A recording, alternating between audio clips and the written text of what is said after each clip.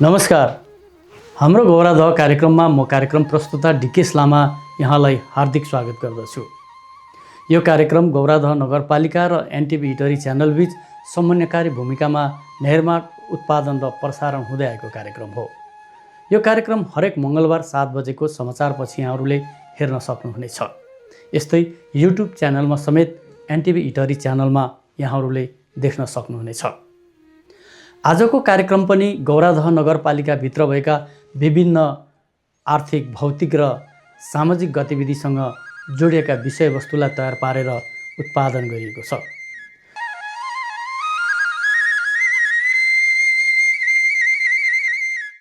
दर्शक महानुभावहरू, आज पनि सदा झैँ हाम्रो गौरादह कार्यक्रममा तपाईलाई गौरादह नगरपालिकाभित्र के कस्ता गतिविधिहरू भइरहेका छन्, अर्थात् गौरादह नगरपालिकाले हालसम्म पालिकाभित्र के कस्ता कार्यहरू गर्दै आएका छन्, सो विषयमा जानकारी गराउन आज मसँग हुनुहुन्छ गौरादह नगरपालिकाका प्रमुख प्रशासकीय अधिकृत आदरणीय कृष्ण प्रसाद सुवेदीज्यू। सरलाई कार्यक्रममा स्वागत छ। धन्यवाद दिकेश। खास गरी हालसम्म अब विषयमा पसौँ होइन, हालसम्म पालिकाको बजेट के कति खर्च भयो होइन र के कस्ता कार्यक्रमहरू भइरहेका छन् भनिदिनुहोस् न। अब गौरादह नगरपालिकामा चाहिँ विभिन्न शीर्षकहरूबाट सङ्घीय अनुदान, विशेष अनुदान, नगरपालिकाको आन्तरिक आम्दानी लगायतबाट करिब 1 अर्ब 9 करोड बजेट विनियोजन भएको थियो। त्यस अन्तर्गत विभिन्न शीर्षकहरू, विकासका योजनाहरू, सामाजिक विकासका कार्यहरू, त्यस्तै गरेर शिक्षा, स्वास्थ्य, विभिन्न तालिम कार्यक्रमहरू लगायत गरेर चाहिँ करिब 56 करोड जति खर्च भइसकेको छ र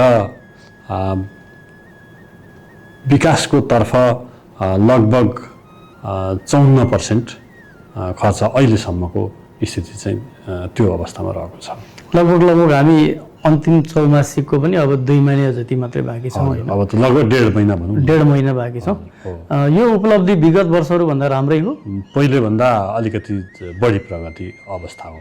देशको विषम परिस्थितिको बावजुद पनि तपाईँहरू भनेपछि केही राम्रै प्रगतिमा हुनुहुन्छ। हजुर हो, हामीले चाहिँ जुन जे जति हामीसँग बजेट छ त्यसलाई उपयोग गर्दै जे जस्ता समस्याहरू आए पनि त्यसलाई चिर्दै हामीले विकासका कार्यक्रमहरू, नगरपालिकाका गतिविधिहरू सञ्चालन गरिरहेका छौँ। पालिकाभित्र सङ्घीय र प्रदेशको के कस्ता कार्यक्रमहरू, बजेटहरू होइन, के कस्ता गतिविधिहरू छन्, छोटोमा सङ्ख्या पनि भन्न मिल्छ भने यतिवटा सङ्ख्यामा हाम्रो कार्यक्रम छ भन्न सकिन्छ। सङ्घीयमा चाहिँ अब बढी जसो जस्तै भनौँ न बाटो, पुल का कार्यक्रमहरू, विद्यालयका भवन निर्माणका कुराहरू, त्यस्तै गरेर सामाजिक विकास, स्वास्थ्य, शिक्षाका कार्यक्रमहरू बढी छन् भने प्रदेशबाट पनि हामीलाई यो वर्ष लगभग 1.5 करोडभन्दा बढी रकम 2 चरणमा गरेर प्राप्त भएको छ र 73वटा योजनाहरू 5 लाख, 10 लाख, 15 लाख त्यस्तै गरेर 73वटा योजनाहरू चाहिँ 2 चरणमा गरेर प्रदेशबाट पनि भएको छन्। प्रदेशबाट आएको पछिल्लो चरणका योजनाहरू लगभग सबै सम्झौता भएर कार्यान्वयन चरणमा गएका छन्, त्यो चाहिँ प्रक्रियामा रहेको छन्। हाम्रो अब निकै पछिल्लो समय चाहिँ यो मैले योभन्दा अघिल्लो अङ्कमा गरेको थिएँ। हजुर, स्वास्थ्यको विषयमा खास गरी कमल गाउँपालिका र गौरीगञ्ज सीमावर्ती क्षेत्रबाट पनि चाहिँ दैनिक यहाँहरूको नगर अस्पतालमा चाहिँ अहिले दिनमै मात्रै झन्डै सरदर 500 बिरामीको चाप देखियो होइन। स्वास्थ्य क्षेत्रमा अन्य गतिविधिहरू के छ, छोटोमा भनिदिनुहोस् न। अब तपाईँले भने जस्तै गौरादह नगर अस्पतालमा दैनिक 500 बिरामीहरू उपचाररत छन्। उहाँहरूलाई हामीले अहिले टोकन प्रणाली पनि लागू गरेका छौँ र सहज रूपमा सेवा उपलब्ध गराउने 4-5 जना डाक्टरहरू हामीसँग हुनुहुन्छ। अरू गरेर अस्पतालमा लगभग 56 जना जनशक्तिले ती बिरामीहरूलाई सेवा दिइरहेको अवस्था छ। विशेष गरी त्यहाँ चाहिँ बिमा सुविधाबाट नागरिकहरूले सेवा लिनुहुन्छ। त्यस्तै गरी अब हामीसँग गौरादह नगर आयुर्वेद छ र शाखा अन्तर्गत, स्वास्थ्य शाखा अन्तर्गत पनि विभिन्न कार्यक्रमहरू सञ्चालन भइरहेका छन्। जस्तै चाहिँ विभिन्न निःशुल्क स्वास्थ्य बिमाको कार्यक्रम वडाबाट सबै वडाहरूले प्रायः 2 लाख 3 लाख बजेट विनियोजन गरेर बिमाको सुविधा नागरिकहरूलाई पुर्याइराख्नु भएको छ। त्यस्तै गरेर विभिन्न शिविरहरू 35 दिने कार्यक्रमहरू, त्यस्तै गरेर गर्भवतीहरूलाई चाहिँ निःशुल्क एम्बुलेन्स सेवा अनि नसर्ने रोगहरूको स्क्रिनिङ लगायतका कार्यक्रमहरू चाहिँ, त्यस्तै गरेर क्षयरोग लगायतका कार्यक्रमहरू हामीले गरिरहेका छौँ। र स्वास्थ्यमा पनि नगर अस्पताल, स्वास्थ्य, आयुर्वेद र 9वटै वडाबाट स्वास्थ्य केन्द्र, स्वास्थ्य चौकी मार्फत पनि सेवा सुविधा पुर्याउँदै आएको छौँ। यहाँ आउनुभएको झन्डै 2 वर्ष भयो होइन? 1.5 वर्ष हाराहारीमा। त्यो बेलाको र अहिलेमा चेन्जेस चाहिँ आएकै हो? सुधार भइरहेको, क्रमिक रूपमा हामी चाहिँ अग्रगमनतर्फ छौँ, सुधार गरिरहेका छौँ। यस्तै गरेर शिक्षामा के कस्ता गतिविधिहरू छन्? यो एससीसीको रिजल्ट हेर्दा चाहिँ सामुदायिक विद्यालयहरूमा चाहिँ जिल्लामै दोस्रो स्थान जस्तो देखियो हामीले। हजुर हो, एउटा प्रगतिमय पनि देखियो। अन्य कार्यक्रमहरू हामीले अलिक फरक तरिकाले विकास गर्दैछौँ शिक्षामा पनि भन्ने त्यस्ता योजनाहरू के छन्? हामी वास्तवमा गौरदह नगरपालिका हरेक क्षेत्रमा जिल्लामा प्रथम, दोस्रो, तृतीय त्यही अवस्थामै छ। हामी धेरै पछाडि चाहिँ कुनै पनि कार्यक्रममा छैनौँ। त्यस्तै शिक्षामा पनि एससीको रिजल्ट, अरू रिजल्टहरूमा पनि हाम्रो राम्रै छ। गौरदहको अहिले यहाँले भने जस्तै 2य स्थान हासिल गरेको छ, अघिल्लो साल पनि राम्रै थियो। र जस्तै अब त्यसको लागि हामीले विद्यालयहरूलाई के आवश्यक पर्छ नियमित अनुगमन गर्ने, उहाँहरूलाई के को आवश्यकता छ त्यो हामीले नगरपालिकाबाट तत्काल पनि बजेट विनियोजन गरेर त्यो पूर्ति गर्ने, शिक्षकहरूलाई चाहिँ दरबन्दी मिलान लगायतका व्यवस्थापनहरू गर्ने, नियमित विद्यालय अनुगमन गर्ने। त्यस्तै गरेर अहिले चाहिँ हामीले सामुदायिक र सरकारी संस्थागत दुईटै विद्यालयहरूलाई चाहिँ एकरूपता ल्याउनको लागि संयुक्त रूपमा क्यालेन्डर निर्माण गरेर नगरपालिकाकै क्यालेन्डरमा संस्थागत विद्यालयहरू पनि जाने, निजी विद्यालयहरू पनि, र सामुदायिक विद्यालय त त्यसै अन्तर्गतै हुन्छन्। त्यसले गर्दाखेरि त्यो क्यालेन्डर गराएका छौँ। अहिले अझ हामीले के गरेका छौँ भने अब गौरदह नगरपालिकालाई आगामी 10 वर्षमा शिक्षा क्षेत्रमा कसरी अघि बढाउने भनेर 10 वर्षीय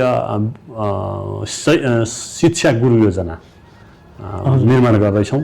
त्यसको लागि नगर कार्यपालिकाले निर्णय गरेर एउटा समिति बनाएको छ।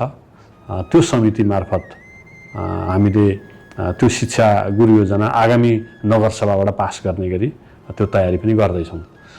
त्यस्तै गरेर अब बच्चाहरूको चाहिँ 5 कक्षा 8 कक्षा एसीका बच्चाहरूको चाहिँ प्री टेस्ट लिने होइन, प्री टेस्ट गराउने, त्यो लगायतका गतिविधिहरू पनि सञ्चालन गरिरहेका छौँ। यहाँहरूले त्यो छोरी बुहारीलाई निःशुल्क छात्रवृत्ति फेलोसिपको कार्यक्रमहरू पनि सञ्चालन गरेको हो।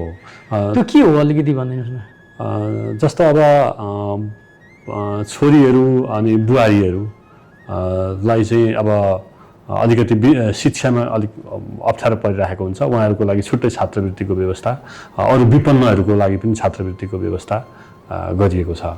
त्यस्तै गरेर प्राविधिक शिक्षातर्फ प्राविधिक शिक्षा लिनेलाई पनि हामीले निःशुल्क छात्रवृत्तिको व्यवस्था गरेका छौँ।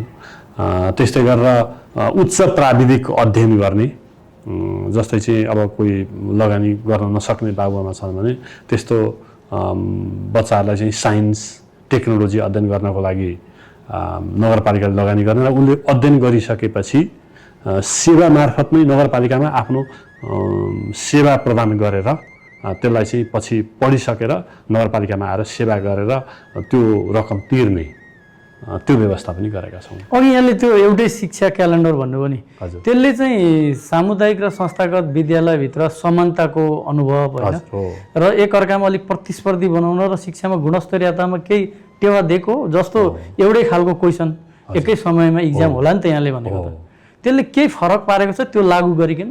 अब कस्तो छ भने सामुदायिक विद्यालय चाहिँ नगरपालिकाको हुन् अथवा संस्थागत चाहिँ अलिकति सेपरेट हिसाबले गइरहेको अवस्था त छ नि। त्यसलाई चाहिँ संस्थागत र सामुदायिक भनेको नगरभित्रकै दुईटै चाहिँ विद्यालयहरू नगरभित्रकै हुन्। संस्थागत विद्यालयमा पनि गरिबका बच्चाहरू पनि अध्ययन गरिरहेका हुन्छन्, त्यहाँ पनि छात्रवृत्तिको व्यवस्था गराउने हामीले नगरपालिकाको सिफारिस अनुसार गर्ने।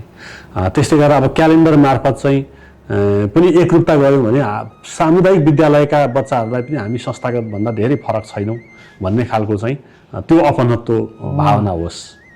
हामी कतिपय कार्यक्रमहरू पनि संस्थागत र सामुदायिक विद्यालयका भनौँ टिचरहरू प्राध्यापकहरू उहाँहरूलाई सँगै राखेर हामीले अन्तर्क्रिया पनि गर्छौँ। नियमित रूपमा प्रत्येक महिना चाहिँ प्रधानाध्यापकहरूको चाहिँ अन्तर्क्रिया कार्यक्रम बैठक राख्ने त्यो पनि काम गरिरहेका छौँ। त्यसै गरी सामुदायिक विद्यालयहरूका टिचरहरूलाई त अझ हामीले अहिलेको जमाना भनेको त सूचना प्रविधिको युग हो। बच्चाहरूलाई चाहिँ आइटी मैत्री स्मार्ट एजुकेसन उपलब्ध गराउनुपर्ने हुन्छ। त्यसले गर्दाखेरि अघिल्लो साल पनि हामीले विद्यालयका शिक्षकहरूलाई चाहिँ प्रविधि सम्बन्धी 5 दिने तालिम दिएको थियौँ। यो पल्ट पनि 32वटै सामुदायिक विद्यालयका शिक्षकहरूलाई त्यो आइटी सम्बन्धी तालिम उपलब्ध गराएर विद्यालयलाई चाहिँ प्रविधि मैत्री बनाउने तर्फ पनि हामी लागेका छौँ। त्यो यन्त्र उपकरणहरू जडान जस्तो स्मार्ट बोर्डहरू पनि बढ्दै छन्। कतिपय विद्यालयहरूमा त्यो पनि छ। अब सबै विद्यालयमा त पुगिसकेका छैन, तर त्यो जोड्ने क्रम जारी छ। अब अर्को एउटा महत्त्वपूर्ण विषय हो वास्तवमा, यो सङ्घीय सरकारले त अझै पनि त्यसलाई प्राथमिकताको साथ बजेट विनियोजन गर्न सकेको छैन कृषि। तर देशको कुल ग्रासताको चाहिँ 25-26% यसले भार बिहोरिरहेको अवस्थामा यहाँहरूको पालिकाले चाहिँ कृषि क्षेत्रमा के कस्ता कार्यक्रमहरू गरिरहेको छ? कृषि क्षेत्रमा पनि महत्त्वपूर्ण कार्यक्रम। अब गौरादह नगरपालिका भन्ने हो भने झापा जिल्लाकै सबैभन्दा बढी धान उत्पादन हुने, कृषि उपजहरू उत्पादन हुने नगरपालिका हो। यहाँ चाहिँ धान, विशेष गरी धान, मकै, फापर लगायतका विभिन्न चाहिँ बालीहरू उत्पादन हुन्छन् र त्यसमा पनि धान उत्पादनलाई टार्गेट गरेर बोरिङहरू, मोटरहरू उपलब्ध गराउने, सिँचाइको व्यवस्था, अनि किसानहरूको चाहिँ त्यो मोटर सञ्चालन गर्दाखेरि जुन खर्च उठेको हुन्छ विद्युत महसुल, त्यो पनि नगरपालिकाले तिर्दिने लगायतका चाहिँ सिँचाइका सुविधाहरू उपलब्ध गराउने र विभिन्न अनुदानहरू उपलब्ध गराउने, जस्तो कृषि औजारहरू जुन हुन्छन्, ट्र्याक्टरहरू लगायतका कृषि औजारहरू पनि अनुदानमा उपलब्ध गराउँछौँ, केही प्रतिशत किसानको र केही। त्यो अर्को चाहिँ के गरेका छौँ हामीले भने किसानहरूलाई केही समस्या पर्यो भने हामीले गौरादह नगरपालिकाको वार्षिक योजना पुस्तिकामा नै उल्लेख गरेका छौँ। कृषि र पशुपन्छी सम्बन्धी किसानलाई र पशुपन्छी व्यवसायीहरूलाई कुनै समस्या पर्यो भने उहाँहरूले हाम्रो कृषि शाखा, पशुपन्छी शाखामा फोन गरेको आधी घन्टाभित्रमा प्राविधिक उहाँहरूको घरमा अथवा त्यो सम्बन्धित स्थानमा पुग्ने व्यवस्था गरेका छौँ। कसैलाई केही समस्या पर्यो गौरादह नगरपालिकाभित्रको, उहाँहरूले हाम्रो शाखामा फोन गर्नुभयो भने 30 मिनटभित्रमा प्राविधिक उहाँहरूको बाटामा पुग्छ। त्यो हामीले लिखित रूपमै प्रतिबद्धता गरेका छौँ र त्यो गरिरहेका पनि छौँ। तपाईँहरूको अर्को त्यो एउटा अनुसन्धान थियो नि, यो देशकै उच्च निकाय अनुसन्धानको नास्ट होइन, यहाँ तपाईँहरूको गौरादह कृषि क्याम्पस पनि भएको, 2 कृषि क्याम्पस छ, एउटा संस्थागत एउटा सामुदायिक रूपमा चलिरहेको, अनि पालिकाको सहकार्यमा यो अनुसन्धान गर्दै हुनुहुन्थ्यो। के बालीमा कसरी गर्दै हुनुहुन्छ? जस्तै अब विशेष गरी हाम्रो धान बाली नास्ट र नार्कसँग मिलेर हामीले धान बालीको रिसर्च गर्ने, अध्ययन गर्ने, कसरी त्यसलाई चाहिँ आधुनिक उत्पादनतिर लाने भन्ने कुरा। अर्को तोरीमा पनि 6-7 जातको तोरी छरेर त्यो चाहिँ कुन हाम्रो यो माटोमा चाहिँ कुन खालको चाहिँ उपयुक्त हुन्छ, धान पनि कस्तो खालको चाहिँ उत्पादन कसरी गर्न सकिन्छ, त्यो धान रोप्दाखेरि चाहिँ कसरी रोप्ने होइन, त्यसको चाहिँ गोडमेल लगायतका चाहिँ सिँचाइ लगायतका कुराहरू पनि छन्।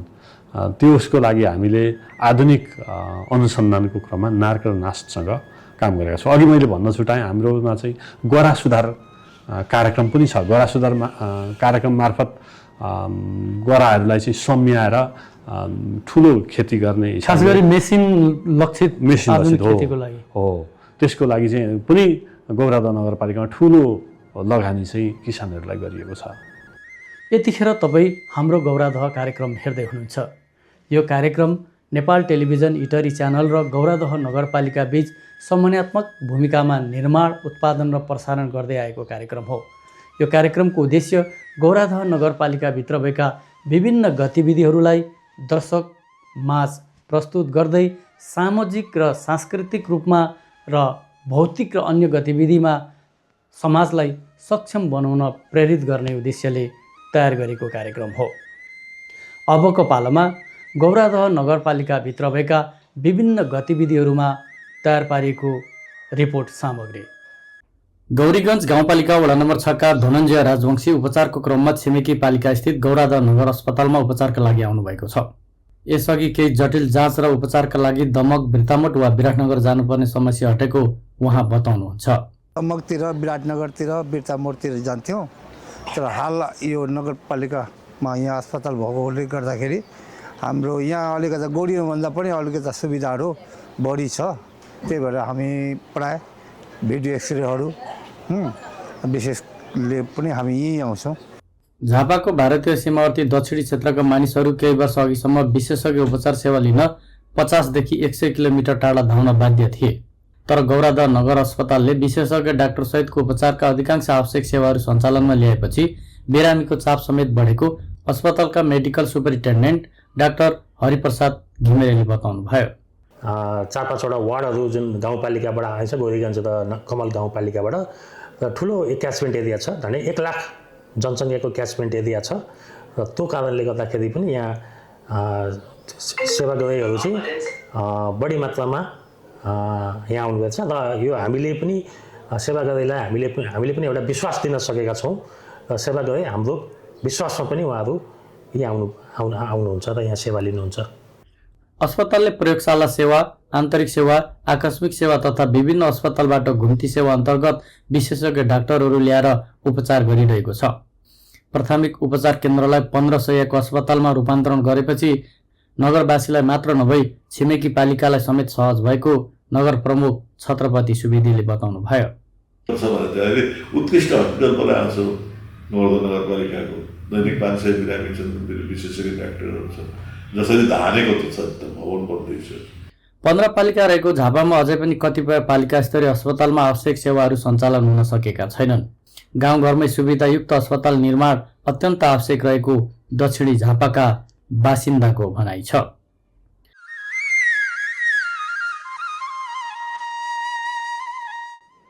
यो कार्यक्रम खास गरी गौरादह नगरपालिकाभित्र भएका विभिन्न सामाजिक, आर्थिक र भौतिक गतिविधिहरूलाई दर्शक सामु प्रस्तुत गर्ने उद्देश्यले तयार पारेको कार्यक्रम हो। आजको कार्यक्रममा अबको पालोमा हेरौँ यो गौरादह नगरपालिकाका नगरवासीहरूको आवाज जस्ताको तस्तै। होइन, ढिला सुस्तीको त त्यस्तो त देखिँदैन होइन। अब तपाईँको नागरिकता दिने कुरादेखि लिएर अब मृत्यु दर्ता, जन्म दर्ता, विवाह दर्ता, यी सबै कुराहरूमा ढिला सुस्ती त छैन, काम त भइराखेकै छ। अलिकति के छ भने तपाईँको खर्चको कुरा चाहिँ अलिकति बढी लिएको हामीलाई अनुभव हुन्छ। खर्चहरू चाहिँ होइन, अब लिने दस्तुरहरू चाहिँ त्यहाँबाट अलिकति बढी लिएको हुन्छ। सरकारी राजस्व बढ्यो कि अरूतिर? राजस्वहरू अत्याधिक बढाएको छ तपाईँको हरेक कामहरूमा। अब जग्गा जमिनकै हकमा पनि तपाईँको जग्गाहरूलाई वर्गीकरण गरेको भनिन्छ होइन। अनि वर्गीकरणको नाममा तपाईँको अब पहिले हामीले 200 रुपियाँ तिरिराखेको जग्गाको जुन मार्फत थियो भने प्रति वर्ष तिर्ने जुन राजस्व थियो, त्यसलाई चाहिँ अहिले तपाईँको हामी कति तिर्दैछौँ भन्दा 14-1500 तिर्दैछौँ। तर हामी तिर्छौँ मात्रै, यस्तै हरेक विषयमा तिर्छौँ होइन। तर हामीलाई सुविधा दिने काम चाहिँ कहिले पनि भएको छैन। हामीले चाहिँ केही पनि पाएको छैन सरकार हो हुन त होइन। अब सरकारबाट हामीलाई अब हामीले गरेको हाम्रो पसिनाको कमाइको उचित मूल्य भइदिएदेखि हुन्थ्यो होइन।